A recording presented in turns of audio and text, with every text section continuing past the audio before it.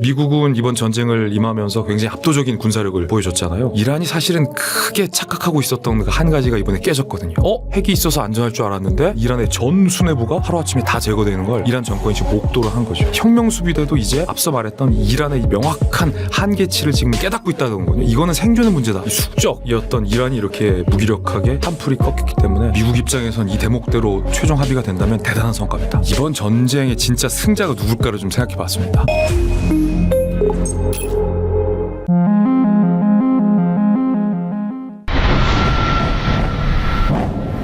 네, 김진 앵커님 모셨습니다. 안녕하세요. 안녕하세요. 야, 평소에 제가 자주 듣는 달란트 투자에 직접 나와서 실물 영접을 하니까 기분이 남다릅니다.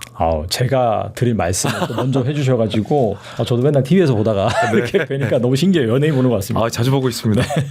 네, 오늘 또 김진 앵커님 모신 이유는 또 지식 브리핑이라는 지금 뭐 보니까 교보문고에서 1일 판매 1등했다고 또 이런 맞습니다. 소식도 있는데 한번 여기에 보면은 뭐 경제라든지 정치라든지 국제 정세 그러니까 여러분들이 궁금해하시는 특히나 이 달란트 투자 구독자분들이 궁금해하시는 모든 주제가 잘 담겨져 있기 때문에 꼭 한번 읽어보시면 좋겠다라는 생각이 들고 또 최근 이슈와 맞물려서 제가 이 책 내용도 하나하나 질문 드려보도록 하겠습니다. 지금 이제 미국과 이란에 또 전쟁이 있었고 또 이제 최근에는 휴전 진행한다 뭐 이런 말이 나오고 있는데 아무튼간에 이 이슈가 가장 장안의 핫 이슈라고 볼 수 있는데 얼마 전에는 또 미국과 이란이 한 페이지 종전 뭐 MOU에 근접했다 이제 그런 소식이 전해졌거든요. 그러다가 또 갑자기 또 이제 또 뭐 치고받고 지금 공격을 하고 있는데 아무튼간에 현재 이 상황 좀 어떻게 보시는지 좀 궁금하네요.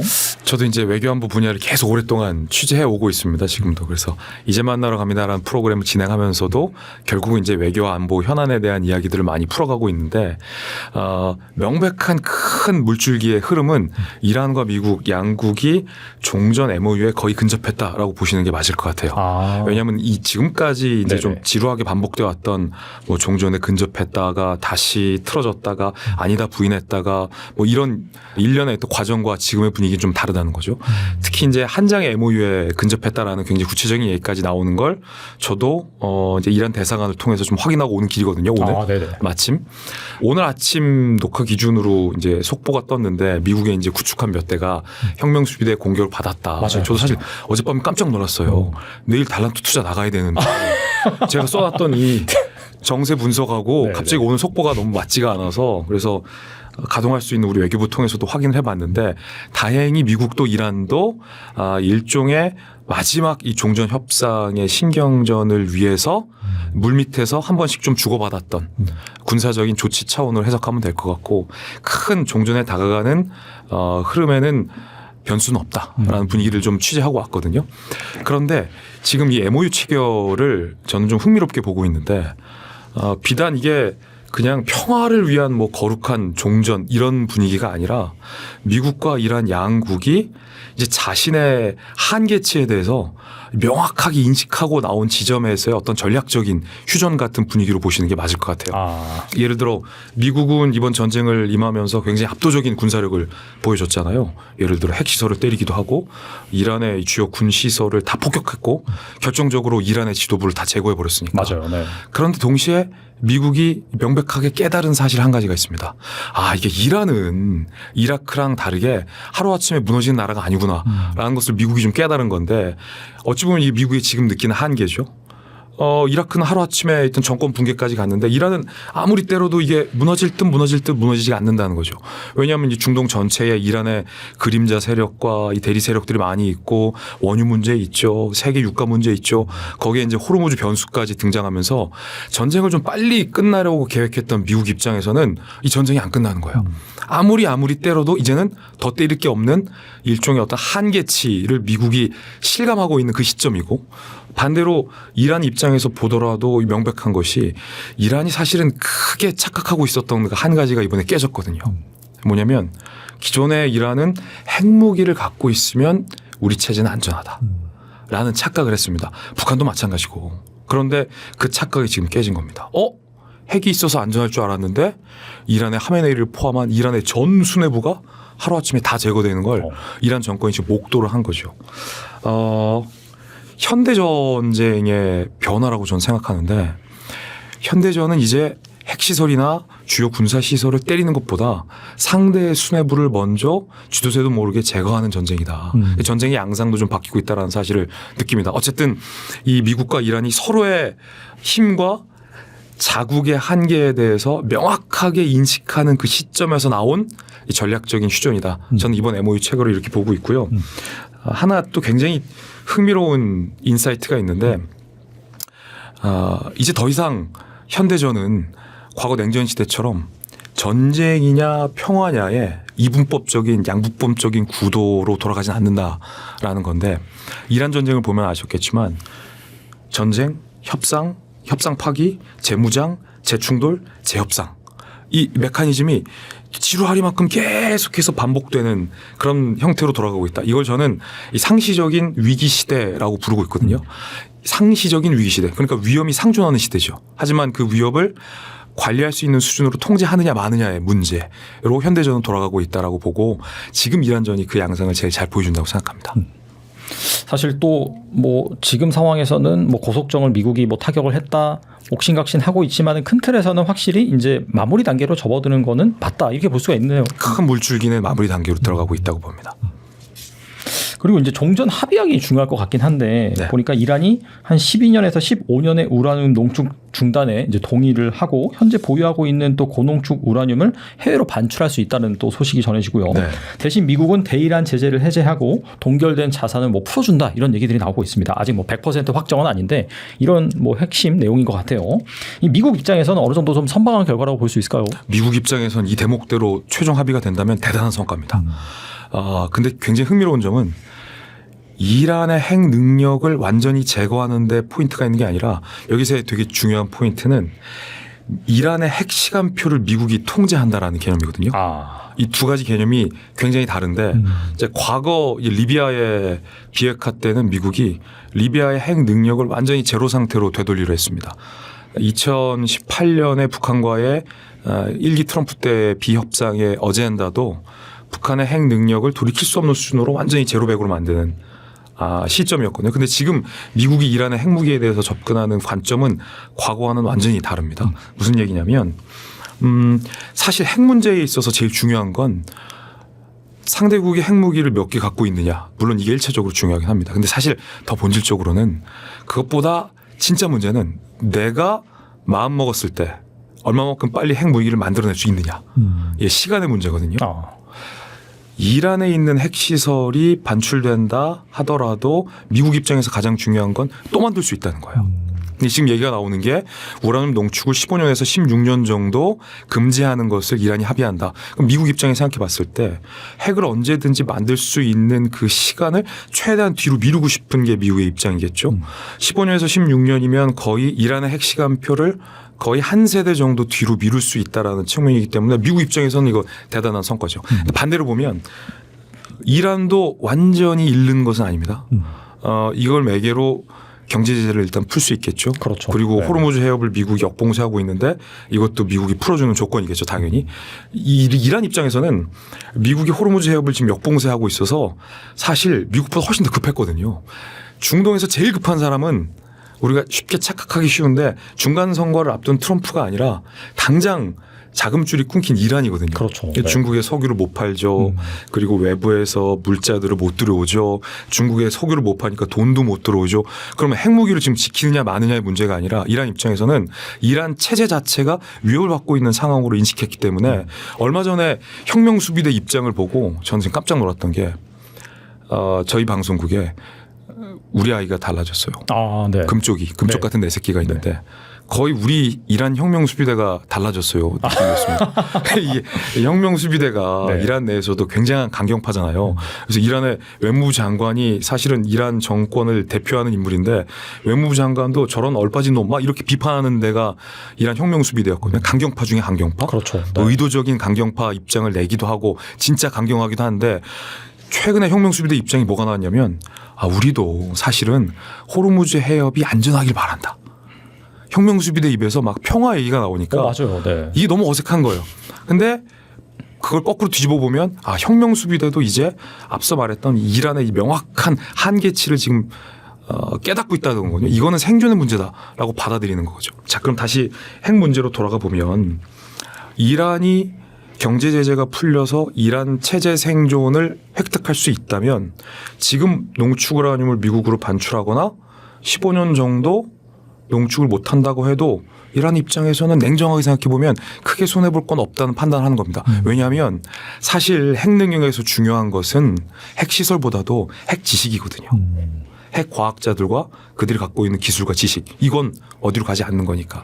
그래서 옛날에 소련의 핵 무기를 해체할 때 마지막에 종국적으로 서방 사회에서 요구했던 것들이 핵 과학자들의 이전이었어요. 반출.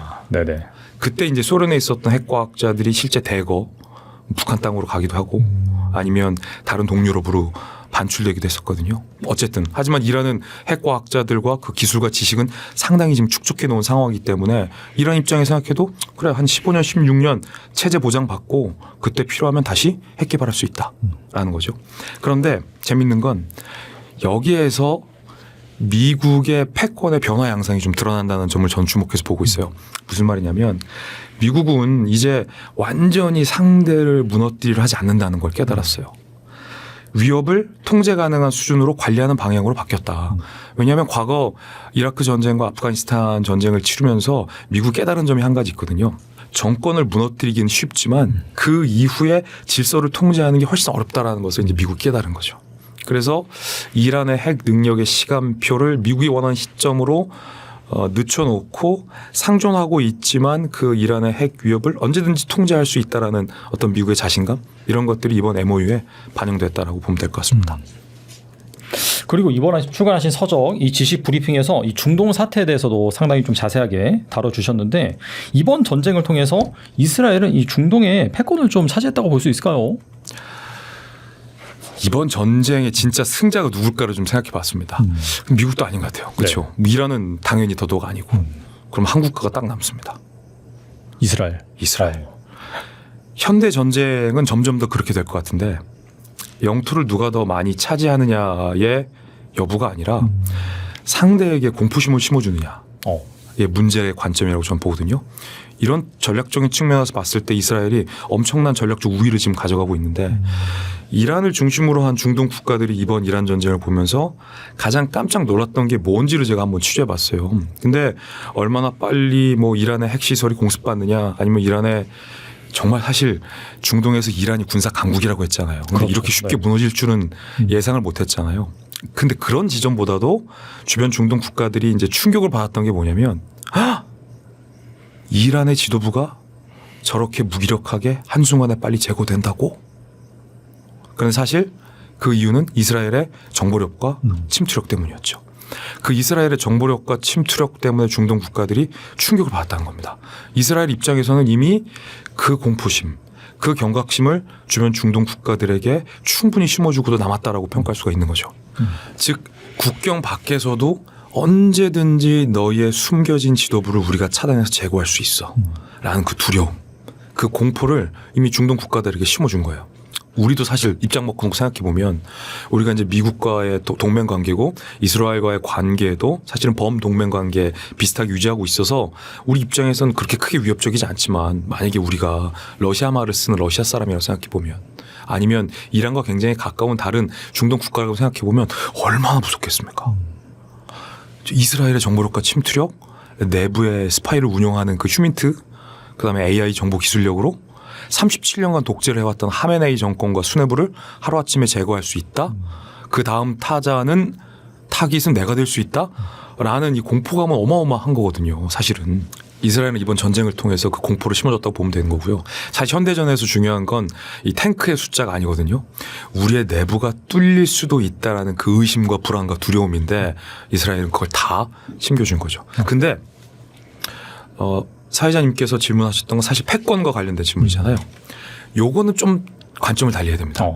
사실은 이 중동에서의 질서가 굉장히 독특합니다. 잘 아시겠지만 잘 아시면서 질문 주신 거겠지만 아닙니다.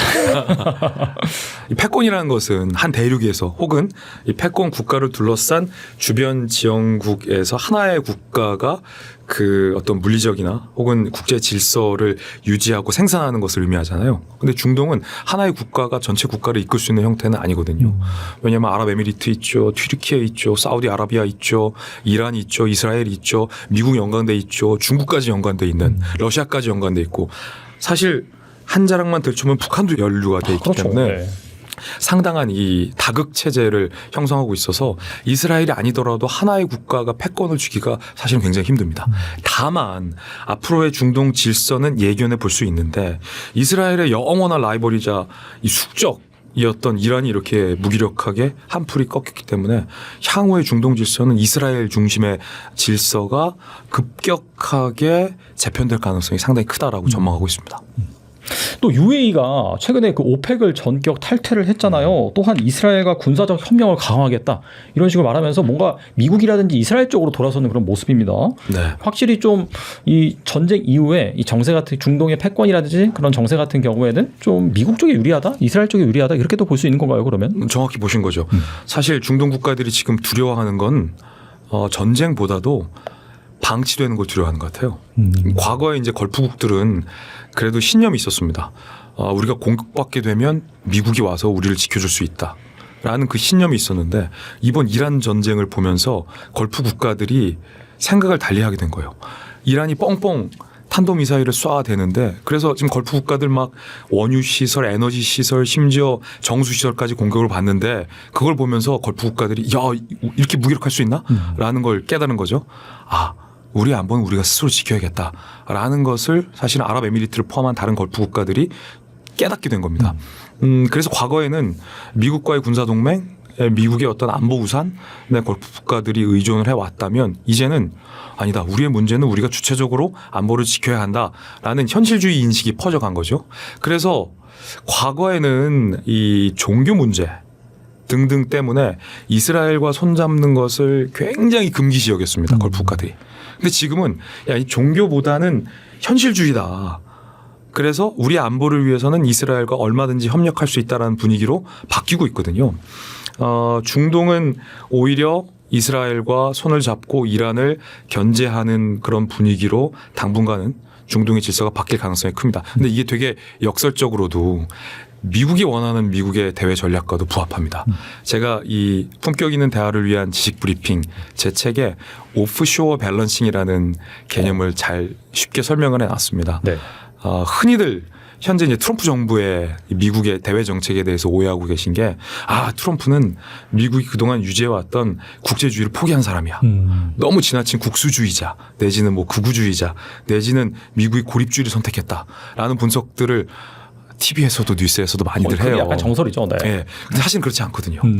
트럼프 내각이나 그 이전에 바이든 정부나 사실은 공통된 고민이 있었다면 미국이 지금까지 세계 경찰로서 국제 질서를 유지해왔고 그 막대한 비용을 대왔는데 그 비용을 미국 혼자서 감당했던 건 미국 경제의 황금기 시절이나 사실은 가능했던 얘기거든요. 바이든 정부 때도 오바마 정부 때도 트럼프 정부 때도 1기, 2기 때 공통된 고민은 이 국제 질서를 유지하는 비용을 이제는 버거운데 어떻게 해결할 수 있느냐라는 공통된 문제의식을 갖고 있었거든요. 그래서 지금 트럼프 정부가 실시하고 있는 건 고립주의라기보다는 오프쇼어 밸런싱 전략에 가깝다. 그렇다면 오프쇼어 밸런싱은 뭐냐. 말 그대로입니다. 오프쇼어. 미국의 대륙 건너 그러니까 바다 건너편의 일은 레드라인만 미국이 지켜보고 있겠다는 거예요. 레드라인을 넘지 않는 선에서는 지금까지는 미국이 직접 개입을 해왔는데 앞으로는 직접 개입하지 않겠다. 단 상대 국가가 레드라인을 넘을 시에는 미국이 직접 개입할 수 있다라는 거거든요. 대신 고립주의는 이제 앞으로 우리는 니네 일에 신경 안 쓸게. 미국의 멀로 전 대통령이 선언했던 멀로 독트린 같은 게 고립주의죠. 이 고립주의가 아니라는 반증이 바로 이란 전쟁 사태입니다. 레드라인을 넘었다라고 판단됐을 때 미국이 직접 개입하고 그 전까지는 개입을 최소화하는. 그래서 미국의 트럼프 정부의 특히 이 오프쇼어 밸런싱과 그리고 중동 국가들이 이스라엘과 손을 잡고 이란을 견제하는 어떤 안보 구조의 질서의 재평과는 부합하는 성격이 있다라는 점도 사실 굉장히 흥미롭습니다. 궁금하신 분들은 책을 읽어보시면 더 재미있는 내용을 많이 써놨습니다.